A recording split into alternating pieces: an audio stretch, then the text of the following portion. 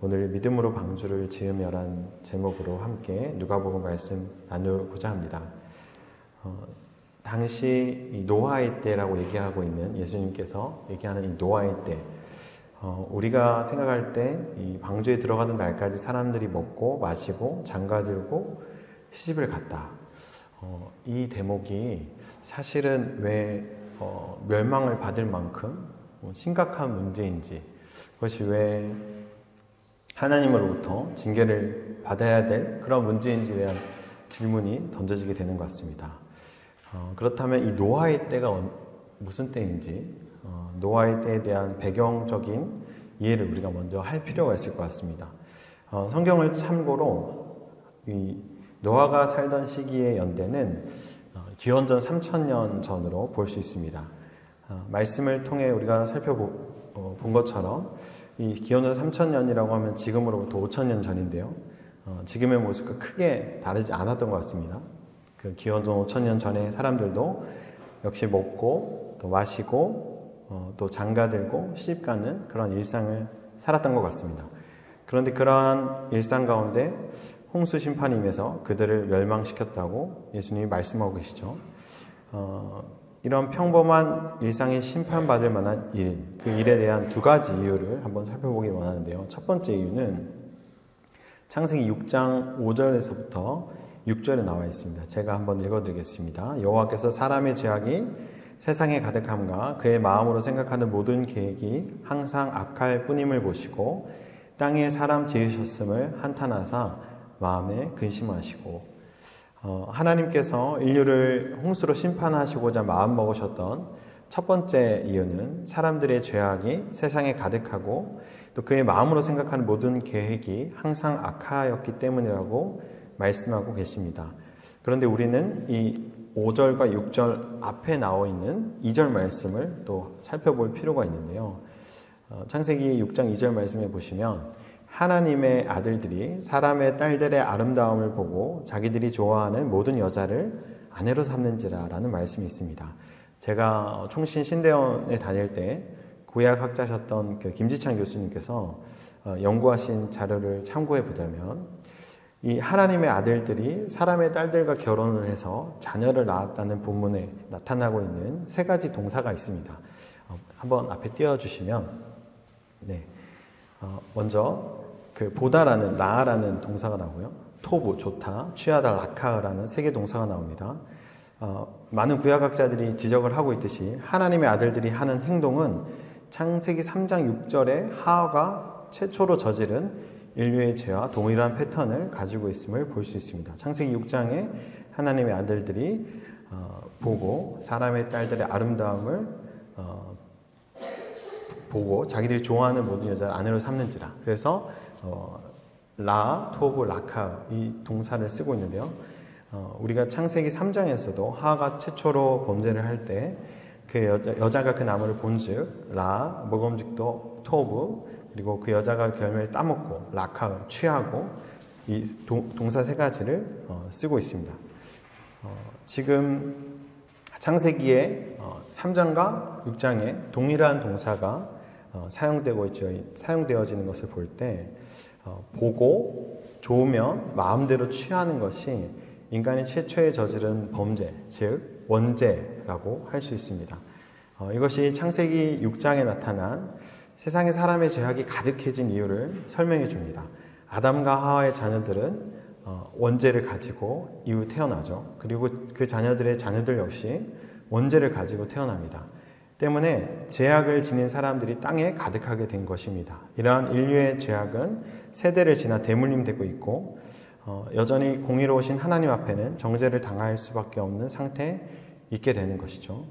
따라서 사도 바울은 로마서 3장에서 이 세상에 의인이 없다라고 선포하고 있습니다. 이 세상의 모든 사람들은 아담과 하와가 저지른 원죄의 저주 아래 놓이게 된 것이죠.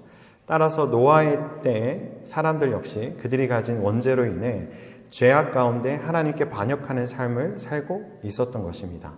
바로 이 지점이 예수님께서 오늘 누가복음 17장에서 말씀하고 계시는 그 노아의 때, 그 노아의 때와 같이 먹고 마시고 장가가고 시집가는 자들이 심판받는 것에 대한 신학적 통찰을 우리에게 가져다 주는 대목이라고 할 수 있습니다.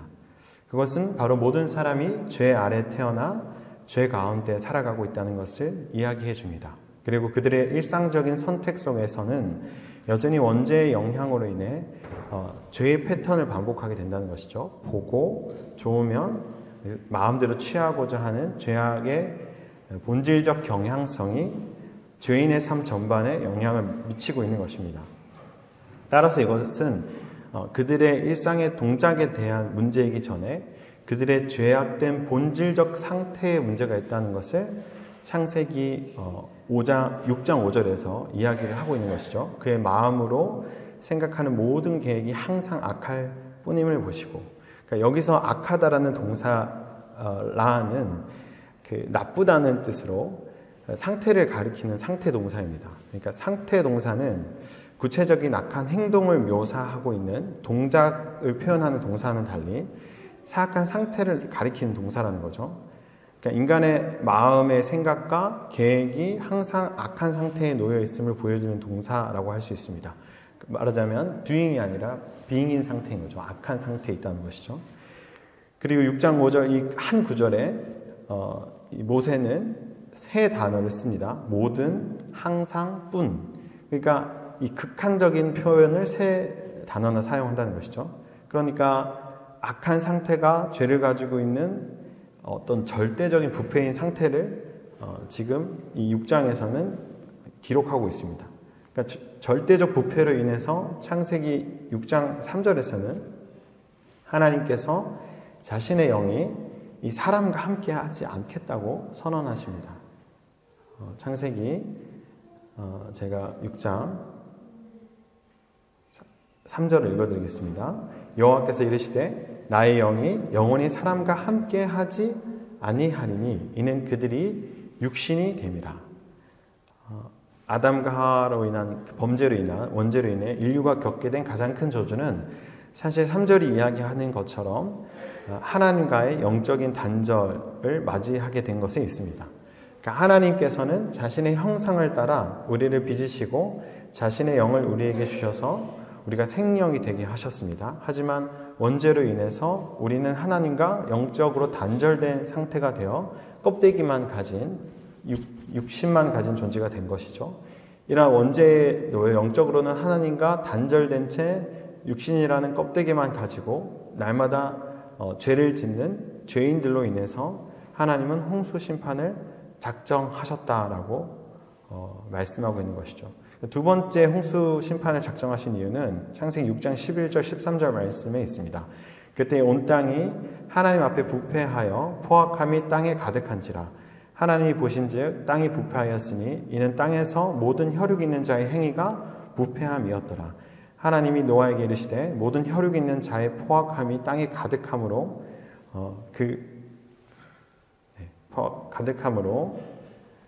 그 날이 내 앞에 이르렀으니 내가 그들을 땅과 함께 멸하리라.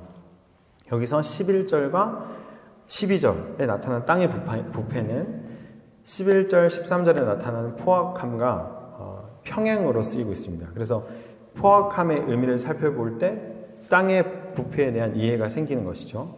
그러니까 이 땅의 부패의 원인이 바로 포악함으로 인함이다라고 볼 수 있는 것이죠. 그래서 이 히브리어로 하마스는 폭력을 사용해서 약자를 힘들게 하는 강자의 박해, 부자가 가난한 자를 괴롭게 하는 행위, 꽤 많은 자가 순진한 자를 이용하는 행동을 가리킬 때 사용하는 단어인데요. 그 단어가 여기에 쓰이고 있습니다. 이 단어는 창세기 6장 11절 13절에 처음 사용되고 있지만 구약학자들은 창세기 4장 1절 16절에 나타난 가인과 아벨의 이야기와 4장 23절 24절 라멕의 보복의 이야기의 절정이 바로 이 6장에서 나타나고 있는 이 단어의 표현 속에서 나타난다고 이야기하고 있습니다. 원죄 이후에 태어난 첫 번째 자녀인 가인은 자신의 제사를 하나님께서 받지 않으셨다는 이유 하나만으로 아우 아벨을 폭력으로 살해합니다. 죄의 결과로 인해 그 인간이 보인 어떻게 보면 첫 번째 반응이 이런 폭력성이라는 것이죠. 라멕은 단지 자신을 상처냈다는 이유만으로 젊은이를 살해하는 개인적 보복을 감행합니다. 결국 이 땅이 부패하게 된 것을 창세기에서는 이 폭력 때문이라고 말하고 있습니다. 폭력이 땅에 가득 차 부패하게 된 것이 홍수 심판을 주신 원인이라고 볼 수 있는 것이죠. 정리해 보자면 예수님께서 말씀하신 노아의 때에 사람들이 홍수 심판을 맞이한 이유는 아담과 하와의 원죄로 인한 죄의 보편성과 그리고 그 결과인 폭력성이 그 땅에 가득 찼기 때문입니다. 그렇다면 예수님께서 노아의 때와 동일하게 말씀하신 인자의 때, 즉 예수님이 다시 오실 그때의 모습은 어떠할까요? 아마도 그때보다 심하면 더 심했지 덜하진 않을 것 같습니다. 바울은 디모데후서 3장 말씀을 통해 말세의 징조에 대해서 우리에게 가르쳐주고 있습니다. 너는 이것을 알라. 말세에 고통하는 때가 이르러 사람들이 자기를 사랑하며 돈을 사랑하며 자랑하며 교만하며 비방하며 부모를 거역하며 감사하지 아니하며 거룩하지 아니하며 무정하며 원통함을 풀지 아니하며 모함하며 절제하지 못하며 사나우며 선한 것을 좋아하지 아니하며 배신하며 조급하며 자만하며 쾌락을 사랑하기를 하나님 사랑하는 것보다 더하며 바울이 예언한 것처럼 지금 이 시대는 말세의 고통을 경험하고 있습니다. 노아의 때와 같이 죄의 보편성과 죄의 이 점진성은 심각하게 날로 더해가고 있죠.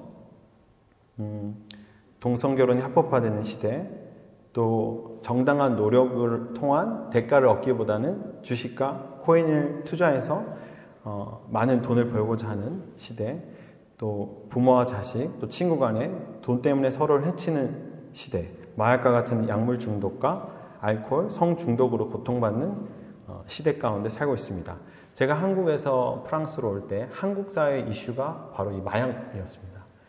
연예인들이 마약을 손을 댄 것뿐만 아니라 일반인들도 마약에 많이 손을 대서 그때 당시 가장 큰 이슈가 마약이었습니다. 지금 이 시대 노아의 때와 같이 그런 원죄와 같은 죄악뿐만 아니라 그 죄의 결과로 인한 폭력도 이 땅을 부패시키고 있죠. 우리 아이들이 하는 게임은 굉장히 폭력적입니다. 지금은 그 게임이 유행이 지났는데요. 배틀그라운드라는 게임을 아이들이 좋아했었는데 예전에 제가 사회 갈 때 우리 초등학교 아이들이 사실 초등학생들이 깔 수 없는 어플인데 초등학생 아이들이 그 게임을 많이 했었습니다. 그런 폭력적인 게임들, 특별히 우리가 자주 보는 OTT에 있는 티빙이나 또 뭐 넷플릭스나 웨이브에 나오는 유명한 작품들은 선정적이고 특별히 폭력적인 장면을 담고 있죠. 대중매체는 이제 폭력이라는 콘텐츠를 놓칠 수 없습니다. 이제 폭력이 상품이 되어서 우리를 자극하죠. 그래서 폭력이 마구잡이로 우리의 시각과 청각 가운데 소비되는 시대 속에서 우리는 어떤 영적인 태도와 마음가짐을 가져야 할까요? 이 땅은 경제적, 구조적 폭력, 가정폭력, 언어폭력, 학교폭력, 그리고 심지어 지금도 우크라이나, 러시아와 같은 나라 간 민족 간의 폭력인 전쟁이 진행형이죠. 한국 전쟁을 승리로 이끌었던 더글라스 맥가더 장군은 전쟁을 신학의 문제라고 말했습니다. 그 말인즉슨 전쟁은 인간의 악한 본성으로 인해 일어난 갈등이라는 것이죠. 이처럼 이 땅은 죄악과 폭력으로 점점 더 심하게 물들어가고 있습니다. 이러한 노아의 때와 같은 현상으로 인해 많은 사람들이 지금을 마지막 때라고 말하고 있습니다. 물론 그 때와 시기는 하나님 아버지께서만 알고 계시기 때문에 우리는 절대 알 수 없습니다. 하지만 예수님께서 무화과 나무가 싹이 나면 여름이 가까운 것을 알 수 있다고 하신 것처럼 노아의 때와 같은 지금의 모습을 통해 우리는 하나님의 나라가 가까이 옴을 영적인 눈을 통해 볼 수 있어야 할 것입니다. 임박한 심판의 때에 우리는 어떠한 경각심을 가지고 깨어 준비를 해야 할까요?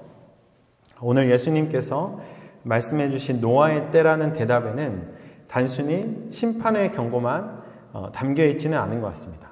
왜냐하면 이 노아의 때 홍수 심판으로 모두가 죽음의 심판에 이른 것이 아니기 때문인 것이죠.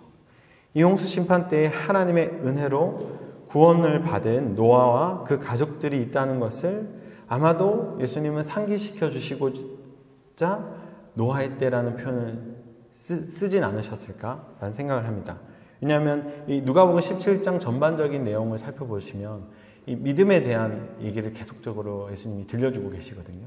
중요한 주제가 믿음인데, 그러니까 이 노아의 때를 언급하고 예수님께서 이 이야기를 꺼내신 것은 아마도 이 임박한 심판의 때에 노아 같은 믿음의 의인을 예수님이 원하시고 계시다는 것을 우리에게 던져주는 메시지라고 할 수 있습니다. 노아에 대한 평가는 창세기 6장 9절에 나타나고 있습니다. 이것이 노아의 조건이라. 노아는 의인이요 당대의 완전한 자라. 그는 하나님과 동행하였으며. 성경은 노아를 의인이요 당대의 완전한 자이며 하나님과 동행했던 인물로 말씀하고 있습니다.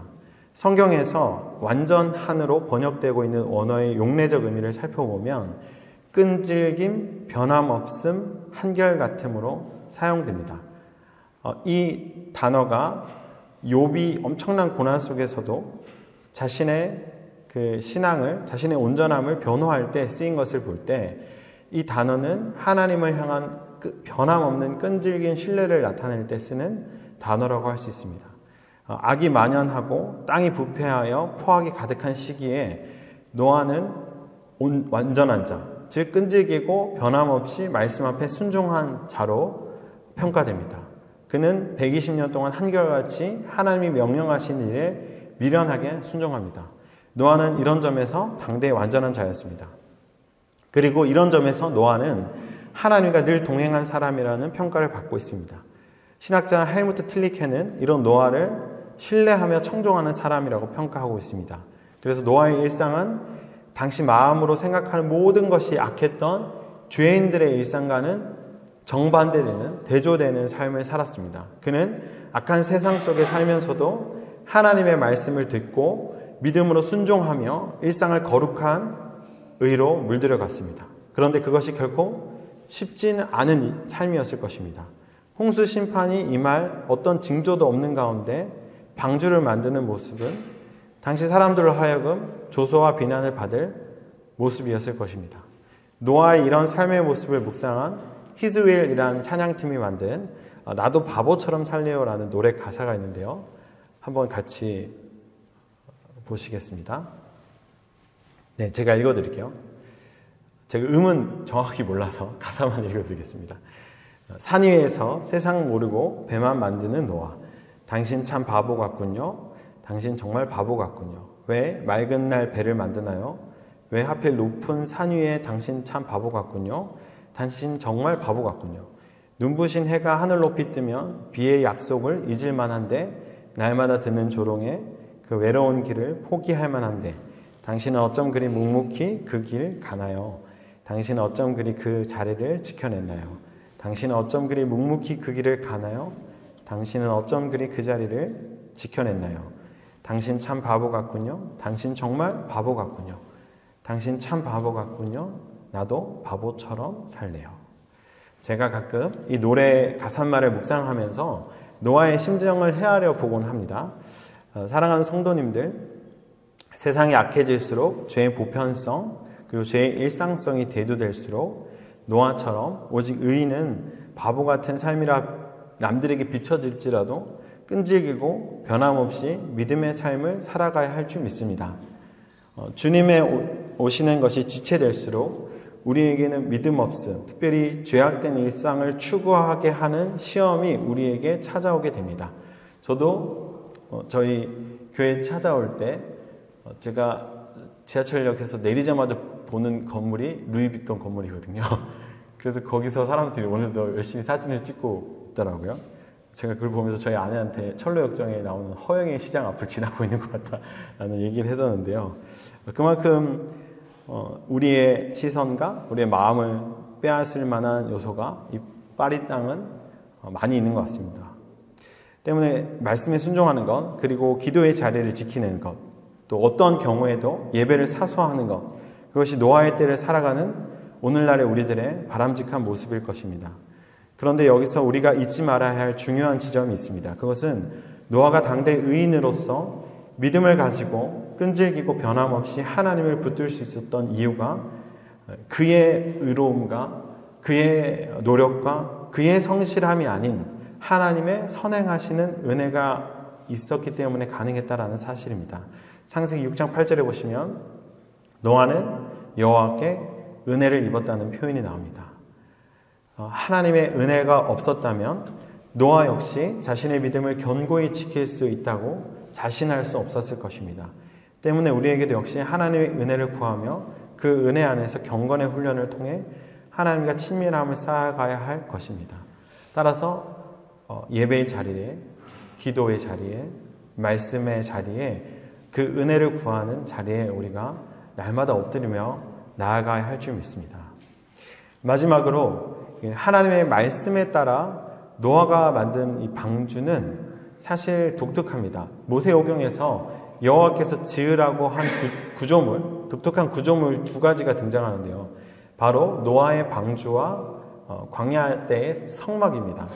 이 두 구조물은 유기적인 상관관계를 지닙니다. 노아가 하나님의 지시대로 방주를 지음으로 혼돈의 물로부터 구원을 받은 것처럼 하나님의 지시대로 지어진 성막 또한 그 안에서 하나님의 임재를 이스라엘 백성들이 경험하며 그 이방 민족들이 섬기던 혼탁한 사회 속에서 늘 그들의 신앙을 지키고 하나님 안에서 그들의 정체성을 지켜나갔던 장소인 것이죠.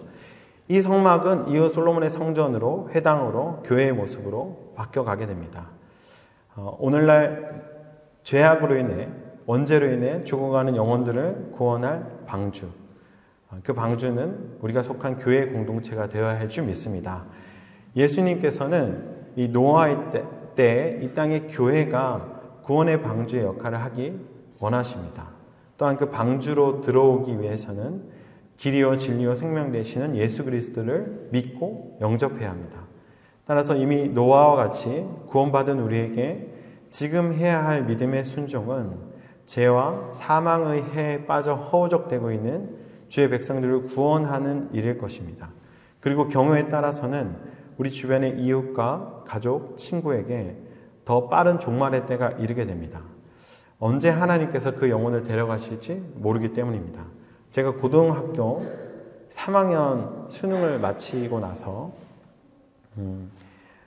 제 친구가 이제 그때 시절에 이제 아르바이트를 하거든요. 그때 같이 농구도 하고 했던 저희 친구가 오토바이 사고로 죽음을 맞이했습니다. 그때가 12월 24일 크리스마스 이브였는데요. 제가 그때 친구 장례식장에 가서 그 당시에는 사실 그 친구에게 복음을 전하지 못했다는 사실이 저에게 크게 다가오지 않았는데요. 신앙생활을 하면서 제가 제 곁에 있었던 친구에게, 예수를 알지 못하던 친구에게 복음을 전하지 못했다라는 죄책감이 찾아왔습니다. 사랑하는 성도 여러분, 하나님의 때, 그러니까 노아의 때와 같이 인자의 때, 예수님이 오실 때는 우리가 알 수 없습니다. 그 종말의 때는 우리가 예측할 수 없습니다. 마찬가지로 우리 개인에게 찾아온 종말도 예측할 수 없습니다. 때문에 우리에게 가장 시급한 일은 지금 복음을 증거하는 일일 줄 믿습니다. 직접적으로 또 간접적으로 복음을 선포하는 일이 가장 시급한 일인 것이죠. 왜냐하면 개인에게 닥칠 종말은 주님만 알고 계시기 때문입니다. 그것은 우리가 이 땅 가운데 하나님이 구원의 방주에 먼저 올라탄 자로 우리를 구원하신 이유이기도 합니다.